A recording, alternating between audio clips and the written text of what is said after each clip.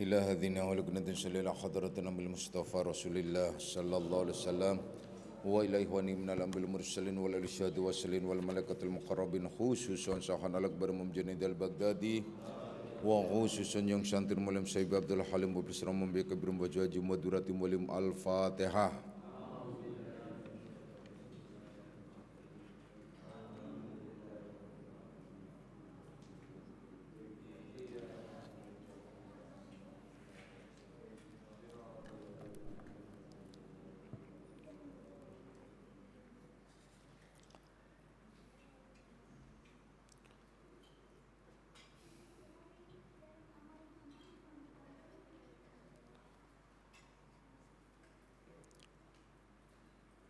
Assalamualaikum warahmatullahi wabarakatuh.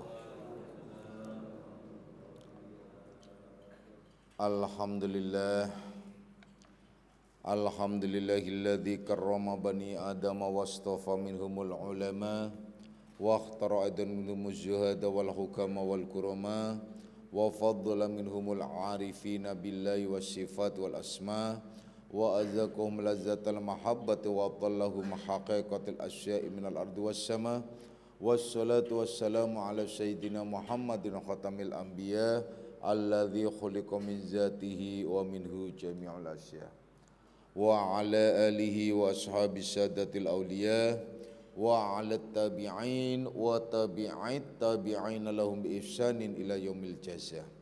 Subhanaka la ilma lana illa ma 'allamtana innaka antal alimul hakim wa la haula wa la quwwata illa billahil aliyil azim amma ba'du. Ma'asyiras salikin, kaum bapak dan kaum ibu jamaah pesantren Akmaliyah, anak-anak rohaniahku semuanya, baik yang hadir secara jasmani maupun nafsani, baik yang mendengarkan langsung di pesantren Akmaliyah maupun yang melalui radio online. Insya Allah mudah-mudahan di senja hari ini kita berlimpah rahmah maghfirah serta hidayahnya, amin ya robbal alamin.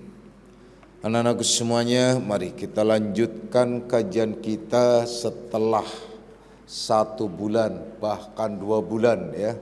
Kita tawakuf karena menghadapi atau kegiatan kita beralih pada kegiatan malam-malam Ramadan khususnya ya.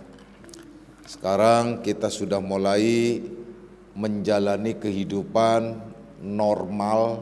Normal di sini ialah kehidupan di mana kita merasa terpenjara ya. Terpenjara makan kita, terpenjara minum kita, terpenjara berbagai macam istilahnya. Tapi sebenarnya itu bukan penjara, melainkan berlimpahnya rahmat maghfirah dari Allah Subhanahu wa taala kepada kita, insyaallah, amin ya robbal alamin.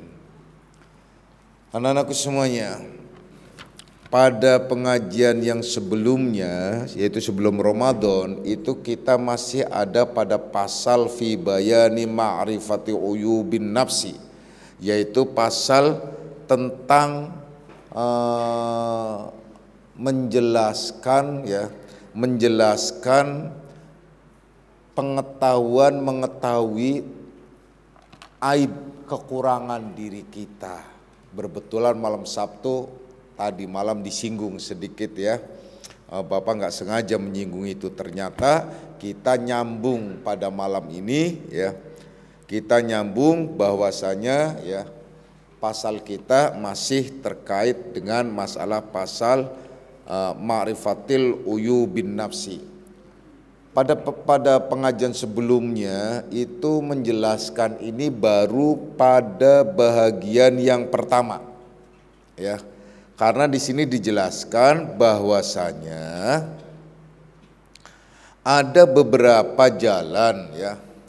Ada beberapa jalan untuk mengetahui tentang nafsu kita, tentang kekurangan diri kita ya. Ada beberapa jalan, namun Imam Ghazali ya menyebutkan dengan 4 perkara. Yang 1 perkara yang pertama sudah dijelaskan pada waktu sebelum Ramadan, yaitu waktu tawakuf ya. Nah ini mau diulang lagi dari pertama atau langsung yang kedua nih ya. Yang pertama mungkin hanya saya lintaskan, saya ingatkan, barangkali kalian yang ikut ngaji ini masih terlintas, ingat ya. Yakni begini, bahwasanya jalan yang pertama dari 4 ya perkara ini, 4 jalan ini, maka jalan yang pertama hendaklah kalian duduk ya menjadi seorang murid. Nah itu loh. Karena ya apabila Allah hendak mensucikan ya, hendak mensucikan hatinya ya, itu sabda Rasulullah sallallahu alaihi wasallam menyatakan, idza aradallahu bi 'abdi khairan, apabila Allah menghendaki oleh Allah dengan hambanya tentang kebaikan, akan kebaikan pada dirinya, niscaya akan diperlihatkan segala kekurangan dirinya. Nah itu, jadi akan diperlihatkan segala kekurangan diri, yaitu kalau Allah menghendaki kebaikan bagi seorang hamba. Nah makanya hati-hati ya kalau kita tidak faham dan tidak mengetahui tentang aib diri kita. Nah itu makanya di sini dibagi 4 perkara gitu. Yaitu ada 4 jalan, banyak sebenarnya jalan, cara, maksudnya cara untuk mengetahui itu banyak, tapi di sini hanya disingkat saja ada 4 jalan. Yang pertama ialah hendaklah kalian duduk menjadi seorang murid, gitu, seorang salik ya, bersama-sama dengan syekhnya, ya, mursidnya, syekh yang mursid yang mengetahui tentang segala aib nafsu, yang amaratum bisu, nafsu lawamah, nafsu sawalat, berbagai macam sifat yang tercela di dalam diri, di dalam hati, di dalam jiwa. Tidak sebatas itu, hendaklah mengambil talqin zikir terhadap syekhnya yang mursyid itu, atau mengambil baiat ya, atau kedua-duanya hendaklah ia mengambilnya, yaitu untuk mengerjakan dan mematuhi, mengerjakan segala yang diperintah oleh syekhnya, oleh gurunya, oleh mursyidnya, menjauhi segala larangannya, yaitu yang dilarang tentunya, yaitu tentu di sini sesuai dengan firman dan hadis Rasulullah sallallahu alaihi wasallam. Dan yang paling utama hendaklah disertai takzim terhadap syekhnya, yakni cinta kasihnya harus lebih ya, harus dituangkan, harus difokuskan terhadap syekhnya itu ya, sekira-kira lebih daripada yang kamu cintai hartamu, anakmu, istrimu dan sekaliannya. Ini sesuai dengan hadis Rasulullah sallallahu alaihi wasallam, la yu'minu ahadukum hatta akuna ayyakuna hatta ayyakuna ahabba ilahi miwalidihi wa waladihi wan nasi ajmain.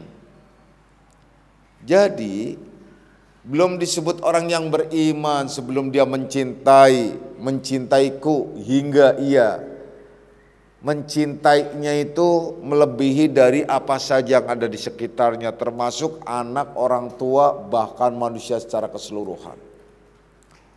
Itu kalau berbicara tentang cinta, karena semuanya adalah berawal dan masuk pada wilayah cinta.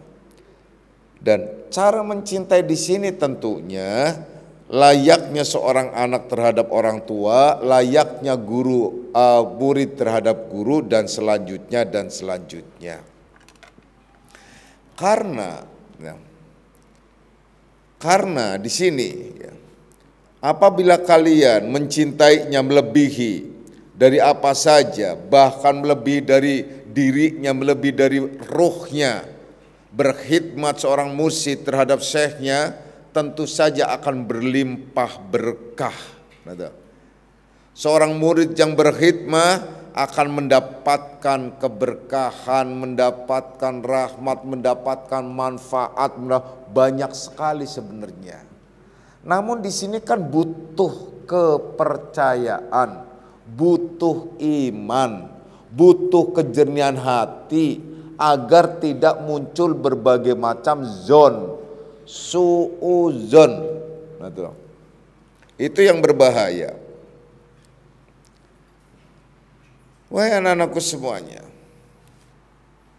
serahkan seutuhnya kepadanya, kepada mursyidnya, karena mursyidnya itulah lebih tahu tentang sifat-sifat yang tercela yang ada di dalam batin kalian, dalam hati. Kemudian bersungguh-sungguhlah di dalam atau bersungguh-sungguh saat menjadi murid, bersungguh-sungguh untuk menyucikan dirinya, menyucikan hatinya, menyucikan jiwanya, menyucikan sifat-sifat yang tercela, sifat-sifat yang mazmumah, sifat yang tertera, 10 sifat ya, yang mazmumah dalam khususnya nih dalam nafsu, sifat nafsu lawamah. Awas tuh. Kalau kalian lihat diagram, di sana ada nafsu amaroh, ada nafsu lawamah, dan ada nafsu sawalat. Minimal kalian mengetahui dulu nafsu lawamahnya. Nafsu amaroh adalah keseharian kita kendalikan. Kalau nafsu amaroh kita kendalikan. Jadi harus mengendalikan nafsu amaroh. Karena nafsu amaroh bisa dimanfaatkan untuk kepentingan jasmania kita agar terkumpul energi jasmania untuk melakukan berbagai macam ibadah. Berbeda lagi, ya, ini berbeda lagi kalau yang disebut nafsu lawamah dan nafsu sawalat. Ini tidak ada toleransi, tidak ada istilah mengendalikan. Yang ada ialah membunuh, berperang, mengibarkan bendera perang. Nah, sampai hadis pun menyatakan al-kayyisu man dana nafsah, orang yang besar, orang yang kuat, disebut intelektual muslim, itu bukan karena cerdasnya, bukan karena kekayaannya, bukan karena jabatannya, bukan karena kekar badannya seperti kakarai, gitu kan? Itu kan gede tuh. Ya. Adiknya aja gede, apalagi kakaknya kan? Adiknya aja gede, apalagi kakaknya ya. Nah, bukan itu yang orang yang disebut kuat al-kayyisuman dan nafsa, orang yang cerdik, orang yang kuat, orang yang istimewa itu ialah orang yang mampu menundukkan, mengalahkan nafsu dirinya. Tuh, itu yang dikehendaki di situ. Jadi bukan gagah-gagahan. Orang yang cantik itu bukan lahiriahnya, orang yang cantik itu orang yang mampu menghiasi hati dan jiwanya dengan sifat-sifat haliyah, sifat-sifat yang indah, yaitulah sifat yang disebut mahmudah. Tuh, cantik lahiriah, cantik lahiriah, ganteng lahiriah nggak ada artinya. Karena apa? Semuanya itu akan dimakan oleh cacing-cacing tanah. Tuh, mana mata yang buncelek, apa tuh mata yang buncelek? Mata yang yang belok, atau mata yang seperti damar kanginan. Itu kalau Pantura itu bilang begitu, matanya bagaikan damar kanginan. Matanya kayak damar kanginan, maksudnya kiyep-kiyep tapi indah gitu loh. Bukan kiyep-kiyepnya ngantuk, bukan. Nah, itu namanya mata damar kanginan, gitu loh, ya. Nah, mungkin kalau kalau di Jakarta tuh apa istilahnya? matanya mata sayu ya. Nah, matanya mata sayuran.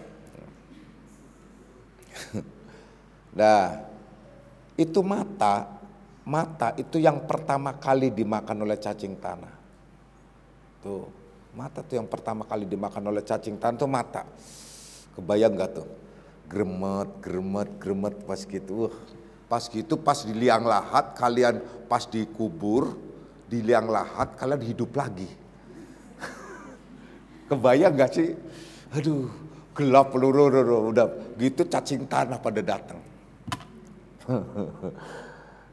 Teriak-teriak tuh kan. Waduh, mudah-mudahan kalau mati tuh bablas ya, jangan matinya separuh-separuh gitu loh. Mati separuh, pas baru mati, udah kan kaku. Dia mati ternyata cuma 3 jam. Ya kan?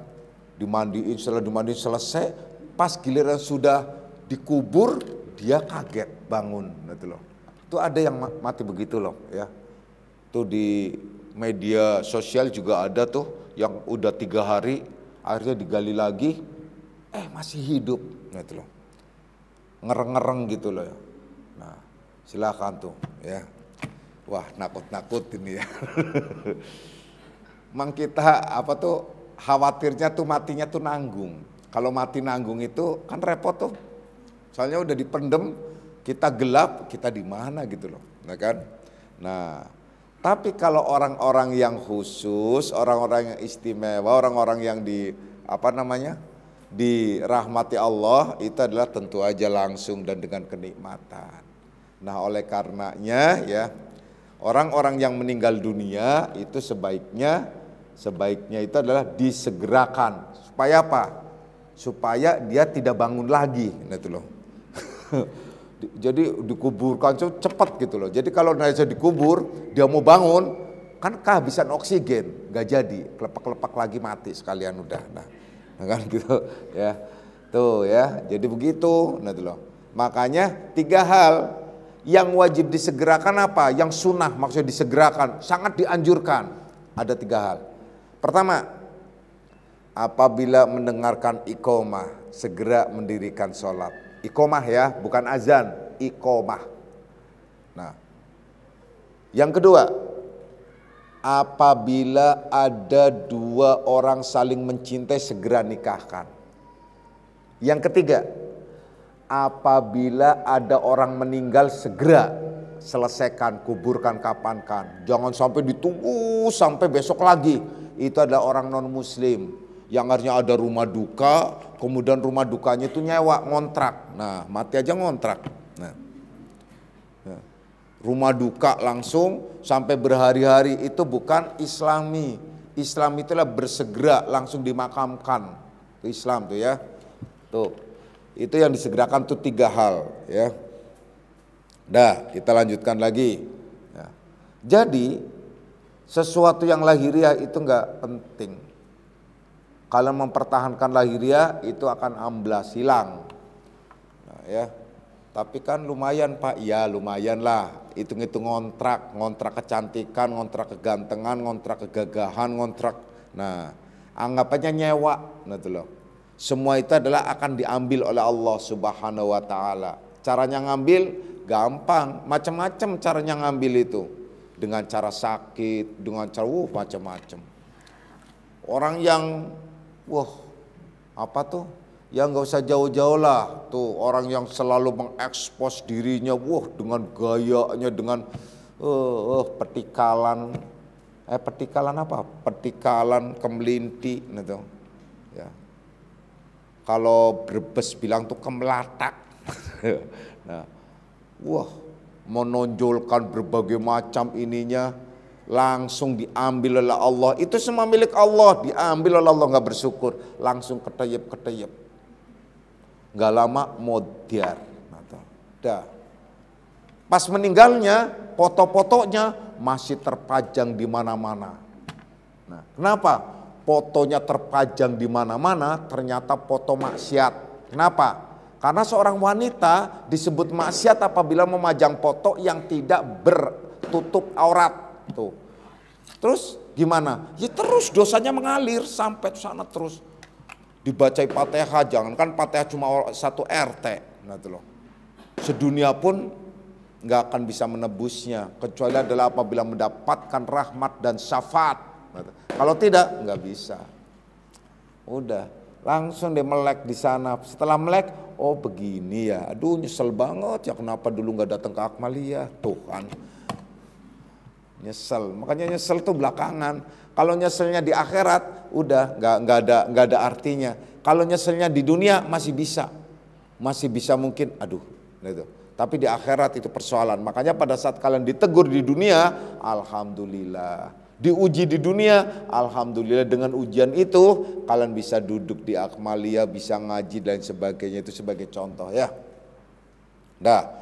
Jadi orang yang indah, yang cantik, yang gagah itu adalah orang yang mampu menghiasi dirinya dengan sifat mahmudah. Maka orang yang kenal dirinya itulah orang yang paling baik. Orang yang kenal dirinya itulah orang yang diperkenalkan oleh mursyidnya, orang yang diberi pengetahuan oleh mursyidnya, orang yang diangkat oleh mursyidnya. Oleh karenanya datang ke seorang mursyid, maksudnya apa? Supaya mendapatkan mazdub bisyai. Artinya majdub bisyai ialah diangkat ya oleh seorang mursyid, diberikan pemahaman, pemahaman yang dulunya tidak paham, pengertian yang dulunya tidak memahami, tidak mengerti, tapi akhirnya memahami begitu indah, begitu dahsyat sampai ada lintasan hati, kenapa enggak dari dulu, dari awal. Nah, kadang tuh bisa begitu ya. Nah, oleh karenanya pada saat diperkenalkan dirinya itu hendaklah perhatikan baik-baik Tuhan apa saja yang kalian sembah selama ini. Inilah isyarat man arafa nafsah faqad arafa rabbah. Barang siapa yang kenal dirinya, niscaya kenal Tuhannya. Nah, begitu juga disebutkan di sini ya, bahwasanya Syekh Junaidi Al-Baghdadi pun menyatakan, idza aradallahu bimuridi khairan, apabila Allah menghendaki bagi seorang murid ya, apabila orang menghendaki tentang kebaikan lahir dan batin, maka dia akan didekatkan, dilekatkan, hatinya dicenderungkan, diberikan cinta kepada siapa? Ila sufiyati, kepada orang-orang sufi, orang-orang tasyawuf, orang-orang hakikat, orang-orang yang memahami tentang diri. Tapi apabila Allah menghendaki atau apabila dicegahnya, artinya dihalanginya, maka dia akan dipertemukan dan diberikan kecintaannya hanya kepada ahli fuqaha yang bahkan disebut wa ahlul jadal. Nah, itulah. Jadi orang-orang yang hanya bekutat pada fikih dan bekutat dengan dengan mempertahankan pendapatnya, qala wakila yang menjadi dasar. Contohnya apa? Orang nggak kunut ribut. Ya, sholat nggak kunut ribut, yang kunut juga diributin. Jadi itu banyak loh. Ada orang kunut ribut, ada orang nggak kunut ribut. Itu di umum tuh begitu, di musola-musola, di masjid-masjid lingkungan tuh ribut, pokoknya heboh aja. Tapi orang nggak sholat subuh nggak ribut. Jadi yang diributin, nah itu persoalannya ya. Itu banyak, ada selawatan, ada ini, ada macam-macam, udah dah repot deh, heboh aja, dikit-dikit bid'ah, dikit-dikit sesat, dikit-dikit alah seger. Bola dunia bid'ah, bilang kita mengatakan dunia ini bulat, bid'ah, itu bid'ah tuh. Itu sampai tuh kejadian tuh, orang mau nyumbang dari kalangan tertentu, mau nyumbang ke sekolahan yang memang perlu dibiayai karena ya karena minus lah, kantornya ya kecil, meja cuma begitu. Di meja kantor itu ada globe bola dunia yang itu biasa itu untuk patokan itu. Langsung itu, wah ini bid'ah, berarti ini ahlul bid'ah. Kalau gitu saya nggak jadi nyumbang, pulang lagi. Tuh, sampai sejauh itu. Orang cerai gara-gara bid'ah. Wah dulu udah keras banget ya. Nah, itu awas hati-hati ya.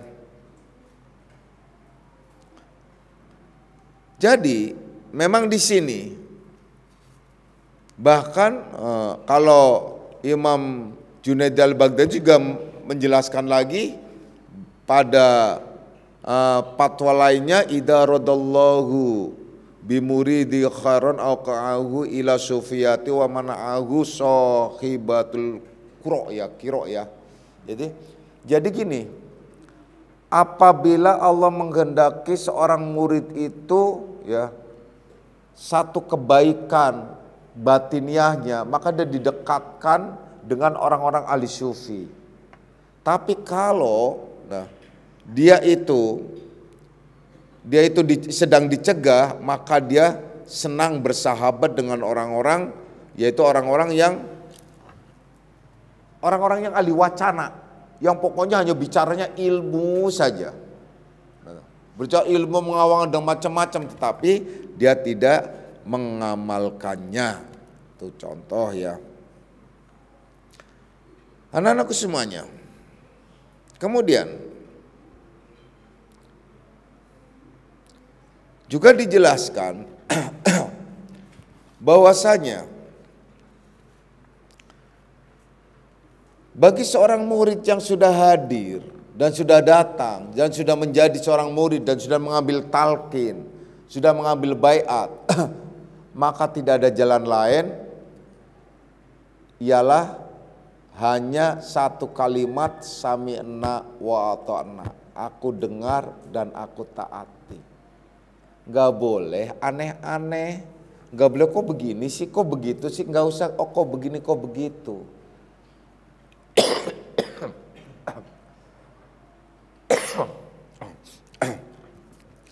Gak ada seorang guru yang ingin menyesatkan muridnya.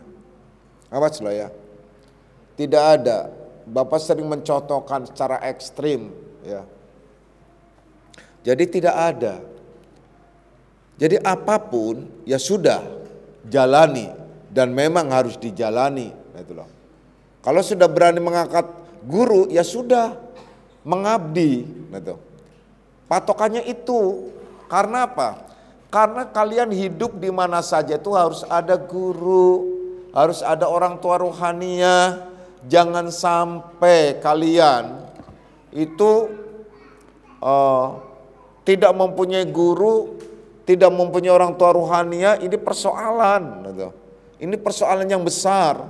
Karena setiap orang nanti kaum itu hadir di alam mahsyar itu akan dipimpin, akan dibimbing oleh pemimpinnya, yaitu oleh mursidnya. Kalau tidak, kalian akan keder sendiri. Andai saja kalian tidak nyaman di akmaliyah dan kurang srek, nggak apa-apa. Guru bisa jadi kalian ambil di mana saja. Yang penting pegangan guru. Karena dengan memegang guru, guru yang akan tanggung jawab. Persis kayak orang jalan-jalan deh kemana saja. Yang tanggung jawab macam-macam itu mutawifnya, gaibnya. Bukan kalian, kalau kalian rombongan. Tapi kalau sendirian, kalian akan repot sendiri, akan jungkir balik sendiri, bisa jadi akan bermasalah. Terlebih ke satu tempat yang belum dikenal. Nah itu contohnya itu semacam itu. Jadi berpatokan dan berpegangan pada gurunya ya. Anak-anakku semuanya, andai saja kalian mengamalkan suatu amalan dari gurunya, kemudian amalan itu salah, kalian gak dosa. Awas loh, kalian gak dosa dan gak disebut tersesat, enggak. Yang dosa dan yang akan dimintai pertanggungan jawab itu adalah gurunya. Itu prinsip utama itu deh. Ya udah biarin kalian, yang penting amalin aja, nggak ada urusan. Yang penting udah yakin guruku, udah dari guruku, udah selesai amalkan. Andai saja salah sekalipun kalian tetap tidak akan masuk ke neraka, tapi akan masuk ke surga. Karena apa? Yang akan masuk ke neraka itu gurunya yang salah. Nah, itu loh. Nanti kalian bisa minta pertanggungjawaban. Tidak ubahnya seperti seorang suami terhadap keluarganya. Seorang laki-laki yang menjadi imam rumah tangga itu akan mempertanggungjawabkan di hadapan Allah. Ini yang disebut kullukum ra'in wa kullukum ar-ra'iyah. Setiap pemimpin itu, setiap kalian itu menjadi pemimpin, dan setiap pemimpin itu akan dimintai pertanggungjawaban tentang kepemimpinannya. Kepala rumah tangga akan dimintai pertanggungjawaban. Seorang suami akan dimintai. Seorang istri bisa, seorang istri ahli maksiat itu bisa masuk surga loh. Sementara suaminya di masjid terus zikir, di masjid jadi imam, jadi udah khotbah apa segala macam, istri anaknya berantakan kemana-mana, nggak pakai macam-macam. Apa yang terjadi? Pada saat nanti di akhirat ditanya, pada saat mau dimasukkan ke neraka, seorang wanita bisa protes. Kenapa saya dimasukkan ke neraka? Kamu banyak salah. Kamu banyak melakukan dosa. Dosa yang mana? Kamu buka aurat. Loh, saya buka aurat itu saya nggak ngerti karena saya dilarang sama suami saya untuk tutup aurat. Nah, untuk pakai kudung aja dilarang. Karena apa? Sayang. Kenapa? Rambutmu tuh cakep. Kayak apa? Kayak brokoli. Kayak brokoli. Nah itu dilarang, itu yang tanggung jawab siapa? Suami. Nah, itu. Jadi kalau seorang istri dilarang ini, dilarang itu, dilarang melakukan ibadah, nggak apa-apa, biarin aja. Karena apa? Yang dosa suaminya, udah selesai. Makanya seorang wanita udah mengabdi sama seolah suami saya tukang maksiat, jangan pikirkan. Yang penting kalian ibadah. Kalau seorang suami nggak melarang ibadah, itu udah bagus. Kalau kalian dilarang ibadah itu malah lebih bagus lagi. Kenapa? Karena kalian enak. Nah, nggak ibadah tapi nggak dosa. Nah, itu loh. Karena yang dosa yang melarang itu suami itu, ya. Dah, jelas. Kemudian juga di sini ya diterangkan lagi,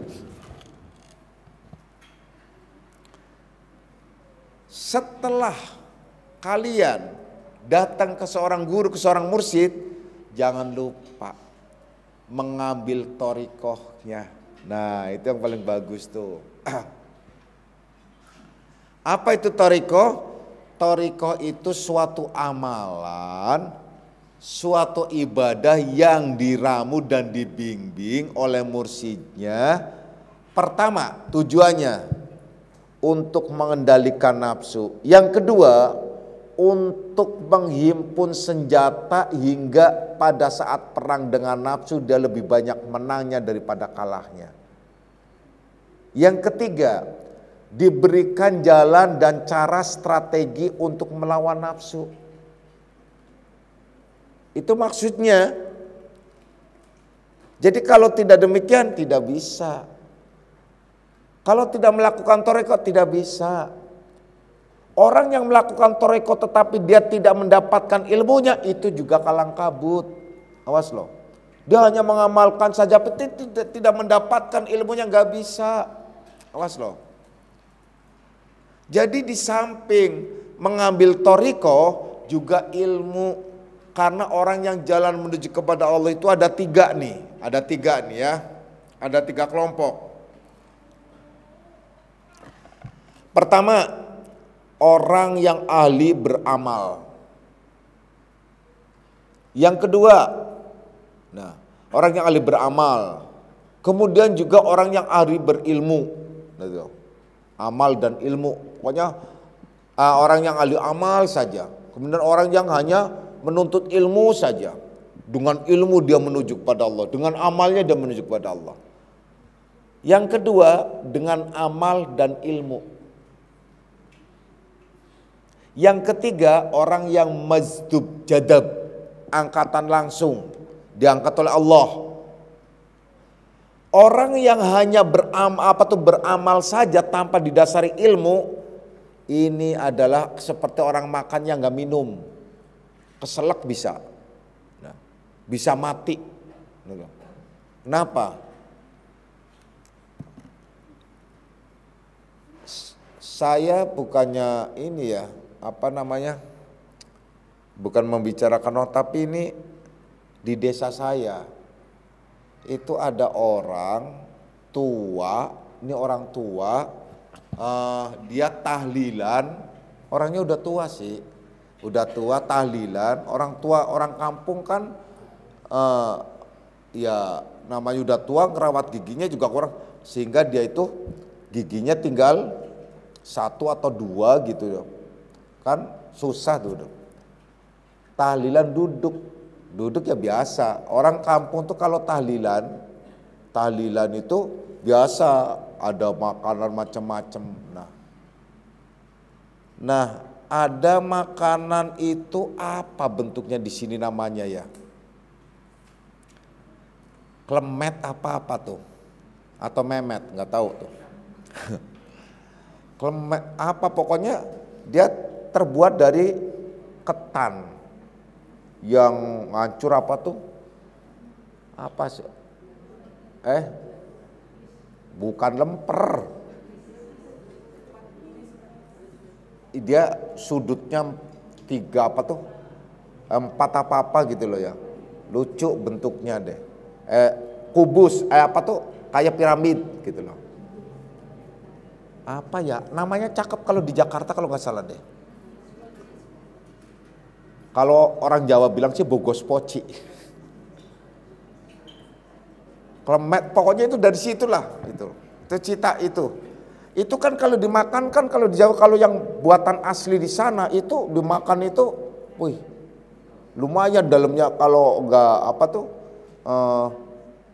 ini dimakan itu karena dari ketan itu lari ke sana sini, apalagi nggak ada giginya. Loncat sana sini, wow, goyang-goyang kan, nggak ada dan nggak bisa tebelah, karena apa? Lengket gitu loh. Kolah-koleh lari sana lari sini, ketelan, nyangkut di sini, nyangkut dia mau ngambil minum, kelepek, mati loh di situ loh.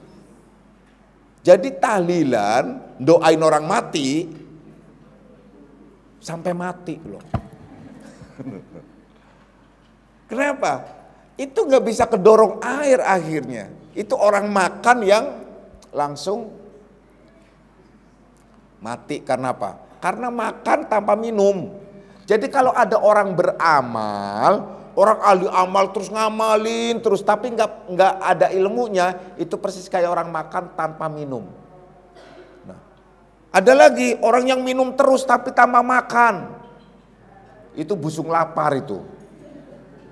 Perutnya bisa, wah itu, dan gak berenergi gitu loh. Itu gak benar.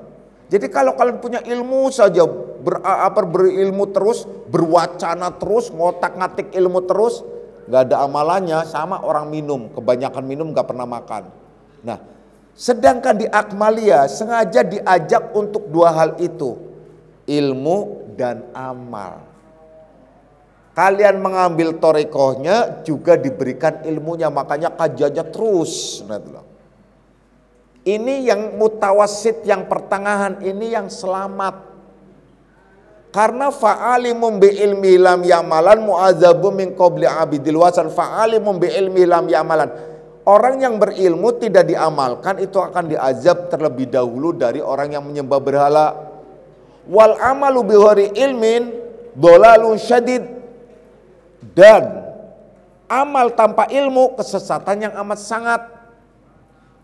Kemudian apa? Yang benar itu ialah bahwasanya al ilmu nurun, ilmu itu nur. Wal amalu nurun, amal itu juga nur, dijadikan nur. Apabila 2 nur itu disatukan, artinya 2 hal itu disatukan, berlaziman untuk saling mendukung dan saling mensupport beramal dengan ilmu, ilmunya itu diamalkan, disebut fatuba liman hudayain. Maka beruntunglah orang yang mendapatkan dua petunjuk, yaitu ilmu dan amal. Maka apabila sudah berilmu harus diamalkan. Apabila kalian beramal harus ada pembimbingnya. Kalau kalian mengamalkan sesuatu tidak ada gurunya, fasaihuhu syaiton, maka gurunya itu setan, syekhnya itu setan. Nah itu gak kebayang kan? Bagaimana dia akan lurus, bagaimana dia tidak tersesat? Nah, tuh. Pasti tersesatlah. Karena amal tanpa guru. Jangan merasa sudah membaca buku, membaca ini dan lain sebagainya, kemudian tanpa belajar pada guru, nggak bisa. Buku itu mati, kitab itu ada benda mati. Kalian harus belajar kepada yang hidup, bukan yang mati. Yang mati itu hanya sekedar untuk referensi, untuk mencocok-cocokkan saja atau menambah hasanah saja. Tapi intinya, ruhnya ialah yang hidup, ialah mursyid. Jadi ambil torekohnya untuk menuju kepadanya, amalkan torekoh itu. Kalau tidak mengamalkan torekoh, itu juga persoalan ya. Karena orang-orang yang menuju kepadanya itu dengan mengamalkan torekohnya ya. Anak-anakku semuanya, jadi intinya bahwa orang yang ingin mengetahui tentang dirinya, aib dirinya, jalan pertama ialah kalian menjadi seorang murid dan menyerahkan sepenuhnya di hadapan mursyidnya. Nah, kemudian tanpa ada reserve apapun, mengabdi, takdim, taslim, ngambil talqin dan baiat yang berarti masuk Islam dan sekaligus juga mengamalkan torikohnya. Makanya di sini disebut dua, talqin dan baiat. Ini di dalam kitab ya. Kita sudah mengamalkan talqin, kemudian baiat juga. Makanya ada baiatur ridwan. Baiatur ridwan itu kaitannya dengan masalah hal-hal tertentu, yaitu baiat dalam arti torikoh. Itu sangat penting dan yang akan bertanggung jawab ialah supirnya. Supirnya itu mursyid dalam perjalanan menuju kepada Allah Subhanahu wa taala sampai ke akhirat dan nanti di alam mahsyar. Yang begitu banyak sekali umat, bukannya ribuan, bukannya sebatas jutaan, tapi miliaran. Dari mulai zaman Nabi Adam sampai Nabi besar kata Muhammad sallallahu alaihi wasallam hingga nanti ya sampai akhir ya dunia ini kiamat, berkumpul menjadi satu di alam mahsyar. Alam mahsyar itu adalah alam yang benar-benar tidak ada pepohonan, tidak ada apapun. Jadi rata seperti gurun Sahara, seperti padang pasir. Aduh, udah deh rumit deh. Pokoknya kalau di sana rumit. Kalau kalian tidak mempunyai mursyid, udah deh, bahaya. Ya, itu bahaya. Kenapa? Karena akan terlunta-lunta. Nanti di sana banyak orang yang keder. Mau masuk ke barisan ini, kamu siapa? Kamu bukan ini kan, bukan kelompok kita, bukan rombongan kita. Keder pergi lagi. Mau masuk ke orang pergi lagi, pergi. Wah, udah langsung. Beruntunglah orang-orang yang dipertemukan guru, dipertemukan mursyid, dan semoga kita golongan orang-orang yang selalu istiqomah berjalan bersama-sama mursyidnya. Amin. Ya Robbal Alamin. Itu saja dulu. Yang kedua insya Allah kita akan lanjutkan pada kajian yang akan datang ya. A'udzubillahi minasyaitonirrajim. Bismillahirrahmanirrahim. Raditu billahi rabban alamin dinan wa bi Muhammadin nabiyya. Raditu billahi rabban alamin dinan wa bi Muhammadin nabiyya. Raditu billahi rabban alamin dinan wa bi Muhammadin nabiyya. Asyhadu an la ilaha illallah wa asyhadu anna Muhammadar Rasulullah. Hadanallahu alaikum ajma'in wa lafu minkum. Wassalamualaikum warahmatullahi wabarakatuh.